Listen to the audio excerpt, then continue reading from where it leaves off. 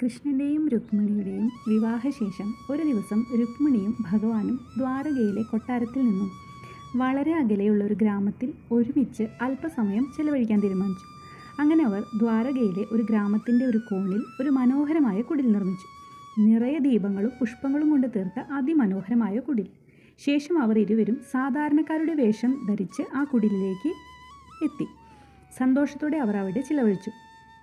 രുക്മിണി ഭഗവാനോട് പറഞ്ഞു, സാധാരണ മനുഷ്യരെ പോലെ അല്പനേരം ചിലവിടാനാണ് നാം ഇവിടെ എത്തിയത്. അതിനാൽ അവിടുന്ന് പോയി ഉച്ചനേരത്തേക്കുള്ള ഭക്ഷണത്തിന് ആവശ്യമായ സാധനങ്ങൾ വാങ്ങി വന്നാലും നാം പാചകം ചെയ്തുകൊള്ളാം. അത്തരത്തിൽ ഭഗവാൻ ഒരു സാധാരണക്കാരനെ പോലെ അവയെല്ലാം വാങ്ങുന്നതിനായി പുറപ്പെട്ടു. വേഷം മാറി എത്തിയ കൃഷ്ണനെ ആരും തിരിച്ചറിഞ്ഞതുമില്ല. അങ്ങനെ ഭഗവാൻ അവിടെയുള്ള സാധാരണക്കാരുടെ ജീവിതം നിരീക്ഷിച്ച് അവശ്യ സാധനങ്ങൾ വാങ്ങി മടങ്ങുന്ന സമയത്ത് കൃഷ്ണനാമം ജപിക്കുന്ന ഒരു സാധു സ്ത്രീയെ കാണുവാനിടയായി. നാമജപത്തിനിടെ അവർ തളർന്നു വീഴുന്നു. കൃഷ്ണൻ ഉടൻ തന്നെ അവരുടെ അരികിലേക്ക് ഓടിയെത്തി. പ്രായാധിക്യത്തിൽ അവർ അവശയായിരുന്നു. കൃഷ്ണൻ അവരെ തൻ്റെ കൈകളിൽ താങ്ങിയെടുത്തു. അവർക്ക് ജലം നൽകി. അപ്പോൾ അടുത്തുണ്ടായിരുന്ന മറ്റൊരു സ്ത്രീ അവർ അവശയാണെന്നും ഈ പ്രായത്തിലും ജോലി എടുക്കേണ്ടി വരുന്നുവെന്നും ഭഗവാനോട് പറഞ്ഞു. ജലം കുടിച്ച് വൃദ്ധ കൃഷ്ണൻ്റെ മുഖത്തേക്ക് നോക്കി കണ്ണുകൾ ചിമ്മിക്കൊണ്ട് പറഞ്ഞു, നീ ആരാണ് കുഞ്ഞ്? നിന്നെ കാണുമ്പോൾ അരികിലിരിക്കുമ്പോൾ എനിക്ക് കൃഷ്ണനെ പോലെ തോന്നുന്നു. ഭഗവാൻ കൃഷ്ണൻ അരികിലെത്തിയതുപോലെയുള്ള ആനന്ദം അനുഭവിക്കുന്നു. എന്തുകൊണ്ടാണ് അത്തരത്തിൽ അനുഭവപ്പെടുന്നതെന്ന് എനിക്കറിയില്ല.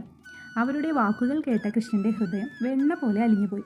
വേഷം മാറിയിട്ട് പോലും തൻ്റെ സാന്നിധ്യം അനുഭവിച്ചറിഞ്ഞ വൃദ്ധയിൽ കൃഷ്ണന് വാത്സല്യവും സ്നേഹവും തോന്നി. അമ്മയ്ക്ക് അത്തരത്തിൽ തോന്നൽ ഉണ്ടാവുന്നുവെങ്കിൽ അങ്ങനെ തന്നെ ആകട്ടെ, എന്നെ മകനെ പോലെ കരുതികൊള്ളൂ. ഇപ്രകാരം പറഞ്ഞ് ഭഗവാൻ തൻ്റെ പക്കലുള്ള എല്ലാ സാധനങ്ങളും വൃദ്ധയ്ക്ക് നൽകി. മകനെ പോലെ ആണെങ്കിൽ എൻ്റെ ഒപ്പം ഒന്ന് താമസിച്ചുകൂടെ? നിങ്ങൾ ഈ ഗ്രാമത്തിൽ പുതിയതാണെന്ന് തോന്നുന്നു. ഇതിനു മുമ്പ് കണ്ടിട്ടില്ല. വൃദ്ധയായ ഞാൻ തനിയാണ് താമസം. ദയവായി എന്നോടൊപ്പം വന്ന് താമസിച്ചൂടെ? കൃഷ്ണൻ പറഞ്ഞു, അമ്മേ, എൻ്റെ പത്നി എനിക്കായി കാത്തിരിക്കുകയാണ്. എനിക്ക് പോകേണ്ടിയിരിക്കുന്നു. തീർച്ചയായും അമ്മയുടെ ഭവനത്തിൽ ഞാൻ എത്തുന്നതാണ്. ബാലകനായ ഭഗവാൻ ആ വൃദ്ധയിൽ നിന്നും അനുഗ്രഹം വാങ്ങി നടന്നു നീങ്ങി.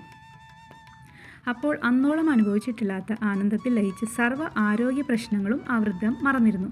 തിരികെ കുടിലിലെത്തിയ കൃഷ്ണൻ രുക്മിണി സ്നേഹപൂർവ്വം സ്വീകരിച്ച് കുടിക്കാൻ ചെലവ് നൽകി. ശേഷം ഭഗവാൻ കൊണ്ടുവരാമെന്നേറ്റ സാധനങ്ങൾ എവിടെയെന്ന് അന്വേഷിച്ചു. വഴിയിൽ നടന്ന എല്ലാ സംഭവങ്ങളും കൃഷ്ണൻ രുക്മിണിയോട് പറഞ്ഞു. രുക്മിണി ഒന്നും മിണ്ടാതെ എഴുന്നേറ്റ് അകത്തേക്ക് പോവുകയാണ് ചെയ്തത്.